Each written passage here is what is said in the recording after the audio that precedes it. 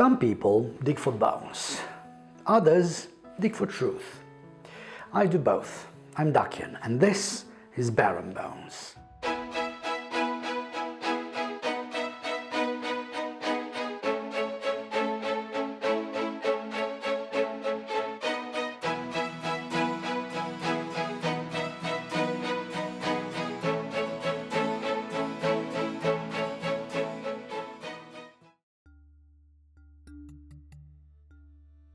In the dust of fallen empires, some men found kingdoms. Franz Nopcsa found the future. So today we're digging a bit deeper into the earth itself, because Franz Nopcsa wasn't just chasing dinosaurs. He wanted to rewrite how we see the planet. Geology, dinosaurs, maps, earthquakes, even the drifting of continents. The strange thing is, he was right. But he lived too early. Let's start where it always starts with Nopcsa. Dinosaurs. Picture it. Transylvania, late 1890s. A teenage baron with a hammer in one hand and too much curiosity in the other, digging around the Hațeg Basin. Out pop bones, strange bones, small bones, not monsters, but miniature versions of monsters.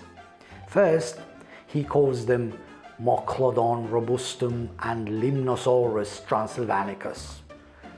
Don't get attached. The names will change later to Zalmoxis and Telmatosaurus. Now, here's the big question.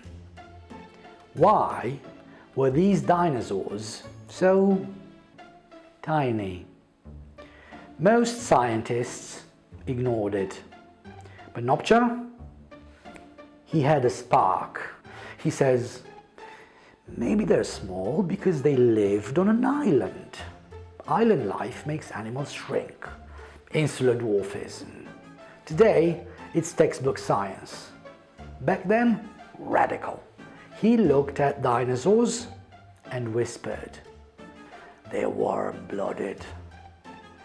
They cared for the young.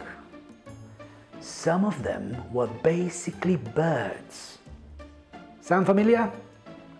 Because that's exactly what modern science tells us. But Nopcsa was saying that in 1915.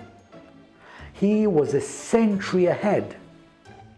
Nopcsa didn't just describe fossils, he animated them.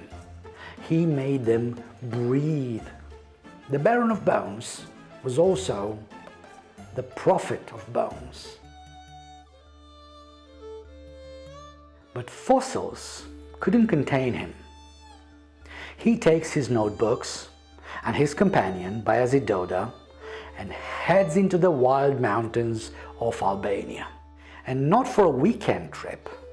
He spent years mapping the geology of one of the least charted places in Europe at that time. On horseback, across rivers, through blood feuds and tribal wars. And what does he do?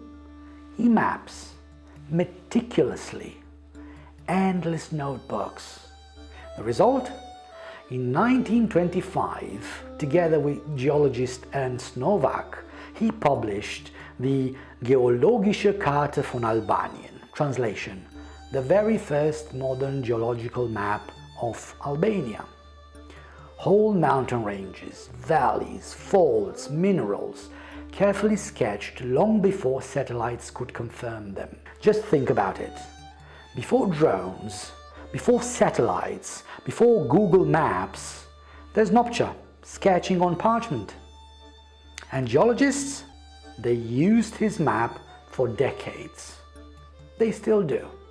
Imagine a baron with muddy boots and his companion riding through the mountains, putting a nation on the scientific map. And the baron had another trick up his sleeve. He wasn't just drawing mountains, he was sniffing out resources, because while mapping, Nopcsa noted more than just rocks. Petroleum seeps bubbling from the ground, coal seams in the hills, iron and other ores.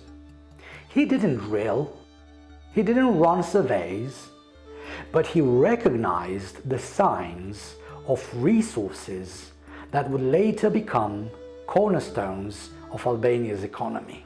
The rocks whispered him the future. And you know what? He was right. The guy basically anticipated Albania's 20th century economy while still doodling dinosaur bones in his notebook. Fast forward to Hungary, late 1920s. Nopcsa is director of the Hungarian Geological Survey. Big office, big expectations.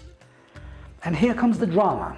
At Lillaföred, some folks, led by the chief geologist of Hungary, are dead set on drilling deep for hot mineral water. Spa culture was a big deal in Hungary, and hot springs meant money. They insisted, drill for hot mineral water, riches will flow. Nopcsa shook his head. Nope, waste of time. You'll never find hot water here. They ignored him, drilled anyway. Cue the clash of titans. Drilling goes ahead. Arguments get nasty. And Nopcsa? He doesn't just resign in protest. He tears up his honorary certificates, returns his medal, and storms off to Vienna. 1 year later, he resigns from the Hungarian Academy of Sciences too. And the verdict? He was right. No hot springs, no miracle spa. That drilling was indeed in vain. The rocks told the truth. Nobody listened. But wait, there's more. Even in his final years, Nopcsa was restless. He just couldn't stop thinking big. Earthquakes caught his attention. He studied them across Europe, Adriatic, England, Norway. His idea? He proposed they came from lateral pressures along faults. Energy spreading through the Earth's crust. Not volcanoes, not angry gods, not magic, but tectonic stress. That was radical. He even suggested that seismic energy could ripple along whole fault systems. Now, he didn't have the framework of plate tectonics. That wouldn't arrive until the 1960s. But still, he was sniffing around the right trail. And then came Alfred Wegener's wild idea. Continental drift. The continents move. Almost everyone laughed. Not Nopcsa. He compared fossils, maps, structures, and said, that makes sense. The continents drift. It would take half a century for the world to catch up. But once again, Nopcsa was already there, ahead of his time. Nop-joke. So Nopcsa walks into this bar.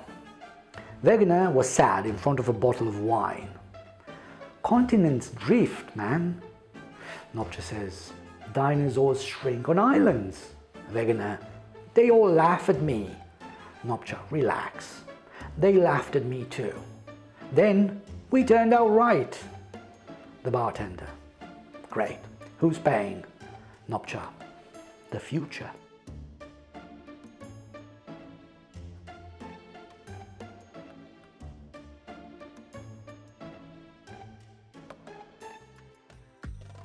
So let's take a step back.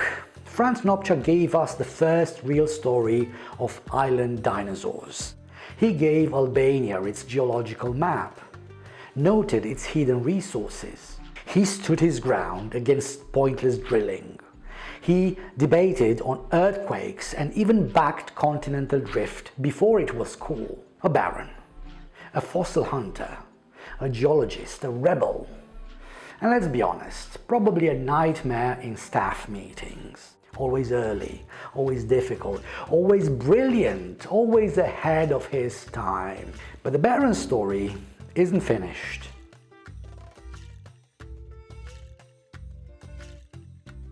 Next time, we leave bones and maps behind and follow him on his first great journeys across Europe, into Bosnia, and into a friendship with Louis Drašković. Because for Nopcsa, every stone was a story, and every journey changed him. Ashes to ashes, fossils to memory. This is Baron Bones. I'm Dakian. Sunny day.